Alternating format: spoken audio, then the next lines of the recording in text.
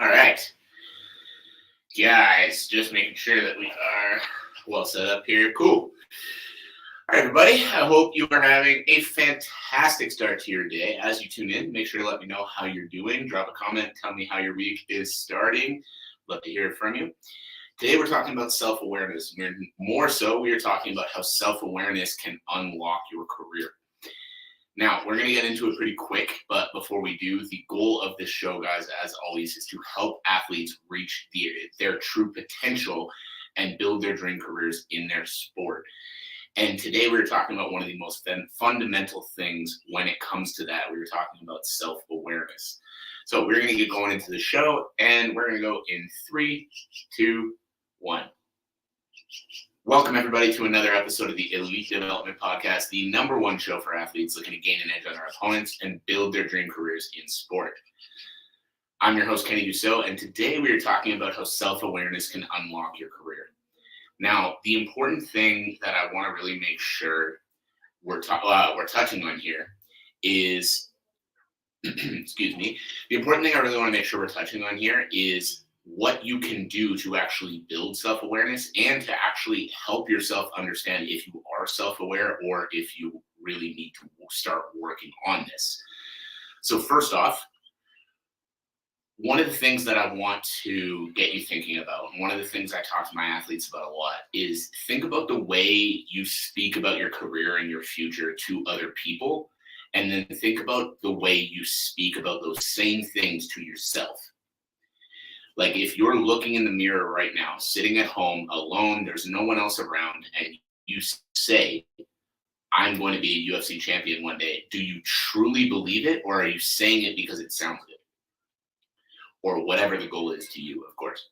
Now, where I see a lot of people go wrong here, and what I see a lot of people struggle with here, is I see them struggle with exactly that. It's easy when your teammates are around your people to gas you up, to say like, yeah, you know, I'm putting in the work, I'm going to go to the top, I'm going to win belts, I'm going to do this, do that, do the other thing. What's a lot harder is to say that to yourself and believe it. And so if you're in a position right now where you say that to other people, you speak highly of yourself when others are around, but you don't speak that same way about yourself when you are alone, first, I want you to understand you're not alone in that. There are a lot of people that deal with that struggle. But second, we're going to talk today about how you can actually unlock that. So where that problem comes from more often than not is a lack of confidence. And that lack of confidence can come from a lot of different places. That lack of confidence can come from something to do with your training. That lack of confidence can be something to do with how you approach your day-to-day life. Or that lack of confidence can really stem back from your childhood, from like a whole host of different areas. So if you're dealing with that a little bit, the first thing that we need to dig into is where that lack of confidence or where that lack of self-belief is coming from. So the first thing is making sure that you're aware of it and making sure you're not trying to run from it. Because it's easy when you have those feelings to basically just say, like, shut them down, tell yourself, no, I don't feel like that. It's cool, I can work through it, whatever. You're never going to work through those feelings unless you actually face them. You're not going to just magically start believing in yourself one day. You've got to make a change, fix something, and in turn, fix the problem. So the first thing we need to do, once we understand that we need to actually face the issue and not just try to shut it down, is figure out where it comes from. So the key here is brutal self-honesty. Because again, it's easy to get lost in the idea that, hey, I train really hard, and so that means I'm going to, reach the top. I'm going to do all these great things. But what you really need to understand is training hard does not separate you from the pack. Training hard is not going to be your answer to UFC championships, to those high-level goals that you have for your career. That gets you in the door. That allows you to play the game. If you are not training 5-6 days a week pretty freaking hard, working on improving your skills, working on doing all the things you need to do in order to reach higher levels in your sport, if you're not doing that, you're not even in the room. You're not even in the discussion. No one's talking about you. No one's talking to you. No one thinks you're going anywhere unless you are training hard. So Let's just get that out of the way. Training hard does not separate you, that welcomes you to the game. So outside of your training, outside of the time you're spending in the gym, let's take a look at your life. When you're not in the gym, when you're not training hard, what are you doing outside of that time to put yourself in a situation to be successful? Because a lot of people think that, again, the work ethic is going to separate them. They think, I'm just going to show up to the gym every day, put work in, and then eventually great things are going to happen for me. But that's just not the case. So outside of the gym, one of the main areas that obviously I like to talk about with what I do is strength and conditioning work. If you are not lifting weights a couple times a week, that is very likely a piece of where your lack of self-confidence is coming from. Why? Because think about everything you do within your sport. Building a strength base, building a solid foundation underneath you allows you to do every one of those things easier. I'm not going to dig super deep into that today because that's not the goal of this podcast. But if you're curious about that, look back at a whole host of previous episodes or shoot me a DM about it. But lifting weights 2 to 3 times a week, building up the solid foundation, making sure that you are functioning at a higher level physically is going to be a massive factor in your self-confidence. So that's number one. Number 2, your nutrition. If you look at how you eat on a day-to-day basis, first off, how much research have you put into it? Because it's easy to think you're eating right without actually reading into it and actually figuring out what eating right looks like.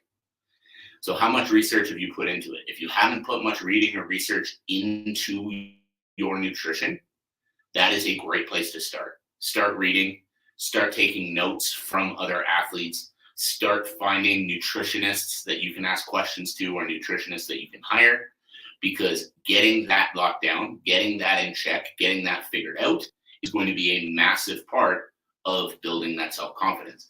Nutrition-wise, if you are realizing as you listen to this that might be your struggle, go check out The Fight Dietitian. He works with Israel Adesanya, Alex Volkanovski, a whole host of other super high-level UFC fighters and athletes around the world. And the dude is an absolute encyclopedia of nutrition knowledge. So go check him out. He is always releasing a lot of really good information. So that is definitely the guy I would send you to learn more about nutrition. But we've talked strength and conditioning work. We've talked nutrition. Other areas that I see that lack of confidence stem from: recovery and sleep. So a lot of people are training really hard, pushing themselves to the limit, doing all of that good stuff, but then they're not letting themselves properly recover. So they're burnt out all the time. And if you're burnt out all the time, yeah, you might be working hard, you might be pushing yourself, but your body's functioning at 50 to 60% of what it could be. So maybe that's where your lack of confidence is coming from. But being aware of this and doing work to fix it is going to be a huge part of helping you step up into the next level. If you're getting less than, I would say, 6 hours of sleep a night, and that's being generous, it probably should be a little higher than that, but I understand that that might not be possible for everybody right away. If you're getting less than 6 hours of sleep a night, you've got to do something about that. And plain and simple, that can be literally setting yourself an alarm in the evenings that will help you remember when to go to bed and go to bed quicker so that you're not suffering from those issues anymore. So recovery is another huge piece of where that lack of self-confidence can often come from. Now, as we move further along the list, one of the other really important ones that I see a lot of athletes struggle with is their environment, their social circle. A lot of people, as you try to level up your life, as you try to hit new levels for yourself as a person, there are a lot of people around you that don't want to see you win. There are a lot of old friends that are stuck in shitty jobs that don't want to see you be successful because they're afraid that you're going to leave them behind. And if people are like that in your life, if people are not supportive of your goals, if people aren't helping you push forward, they're trying to encourage you to, not push as hard for the goals you have for your career. These are not people you want in your life. You need to learn to surround yourself with better people. And this one's going to be a hard one because oftentimes that can even be family. And I'm not saying that you need to cut these people out. I'm not saying you need to never speak to them again. But if you start noticing negative patterns, speaking to your family, speaking to old friends, anything like that, You've got to stop spending as much time with these people. You've got to stop putting their needs before yours. You've got to understand that these people are not a positive influence on the career you're trying to build for yourself, on the life you're trying to build for yourself. And spending more time with them, spending more time around them, indulging in that negative behavior or negative habits that they're trying to instill in you is not going to do good things for you. So switching up your social circles, starting to find better people to surround yourself with. These are all going to be super, super important pieces of the puzzle when it comes to building a better career for yourself in sport, and in turn, building a better life for yourself too. So when it comes to these things, like, these are all very specific areas that a lot of people's lack of self-confidence comes from. But when it comes to any of this, guys, the main important thing you guys need to take away from this is that it's about brutal honesty. Like, it's hard to sit and admit that, I'm training hard, but I'm really not eating like an athlete should be eating. It's hard to admit that you have areas to work on when you're already working hard. It's hard to admit that your family isn't the most positive influence in your life. But being able to admit these things, being able to be brutally self-honest and brutally self-aware is going to allow you to make the changes you need to actually improve your career and actually improve your life. So when you start to think about, what areas you're struggling with, or what areas, your life might need work in, or you might need to make changes in, the important thing now is to execute, right? Because it's one thing to sit there and say, oh yeah, my dad's a huge pain in the ass and doesn't support me. It's another thing to actually make a change, to not spend as much time around him or not allow him to have that same power over you that he does right now. And so this can be as simple as limit the amount of phone calls that you have with them. This is one thing that even for myself, I remember throughout COVID, I was not interested in complaining about COVID. Like, anybody listening to this, feel about those 3 years or however long it was, however you're going to feel about them. I'm not sitting here trying to tell you to feel one way or the other. But during that time, my parents were very aware, let's say, of everything that was happening, and they loved to talk about it. They loved to complain about the people that weren't following the guidelines. They were very entrenched within all of that. And I understand it. A lot of people in my life were.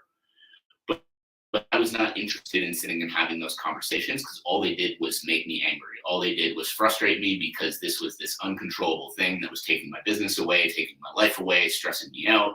So I didn't want to spend my time talking about it, worrying about it, complaining about it. So during that time, I noticed whenever I was having conversations with my parents, it turned into conversations about COVID.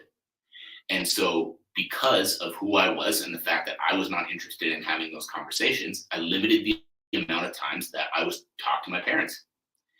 Even when I was, sitting at home and not able to go anywhere or do anything, I wouldn't call them as often, because I didn't want to sit and hear about all the latest COVID news and who was doing what and who wasn't doing what. And this doesn't mean I love them any less. This doesn't mean that I think they're bad people. This just means during that time, having more conversations with them was not putting me in a good state of mind. So I limited it. And this is what you need to not be afraid to do. And that can be difficult. That was difficult at times for sure. But by doing that, I was able to focus more of my energy on positive things, and I was able to make more positive changes for my life and my career. And the time that COVID was happening ended up being the time that actually catapulted me to a much better position in life now. So I need you guys to understand that the important thing, once you've identified where these weaknesses are, is you need to make a plan and you need to execute on it. If it's social circle, if it's family, limit the amount of time that you spend with these people.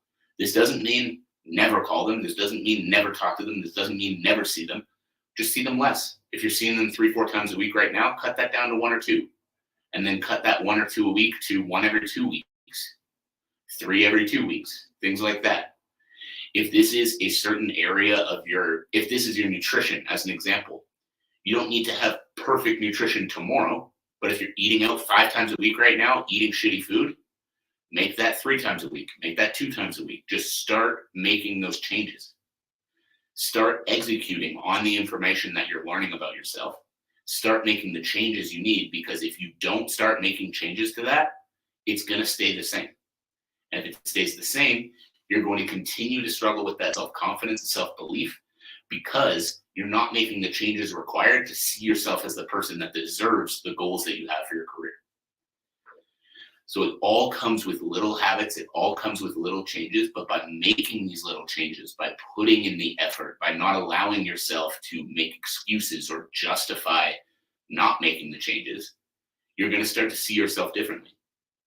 And when you start to see yourself differently, you start to understand this new version, this different person that you're seeing in the mirror every day is the type of person that can take one more step towards the goals you have.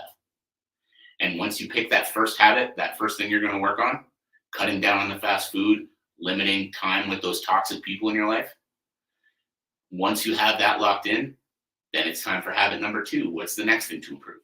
Then it's time for habit number 3. What's the next thing to improve? And then you continue on this cycle until you start to understand that you can do whatever the fuck you want to do. You can be whatever kind of fucking person you want to be. You can make these improvements. You can make these changes. And once you do, you're going to start seeing absolutely incredible results come back to your career. But even more so, you're going to see absolutely incredible results come back to your life. Because as you start to shift your identity, as you start to build yourself into this new person, you're going to show yourself that you deserve the goals you have. So that self-belief and that self-confidence won't be fake anymore, because you are actually becoming the person worthy of achieving the things you want to achieve in your life. So guys, I hope you got some value from this. I hope you're able to take something away. If you were, I would love to know what it is. As always, shoot me a message on social media. All of the links on how you can do that are going to be linked in the show notes below. Subscribe to the YouTube channel, subscribe to the podcast, follow on those social media platforms. And as always, my biggest ask of you guys is, if you got value from the show, whether it's this episode or other ones, make sure to share it around. Share it with a friend, share it with a teammate, share it with someone who's going to benefit from this message. So as always, guys, I appreciate you. I appreciate you taking the time to tune in. I hope you have a fantastic rest of your day, and I'll catch you on the next episode.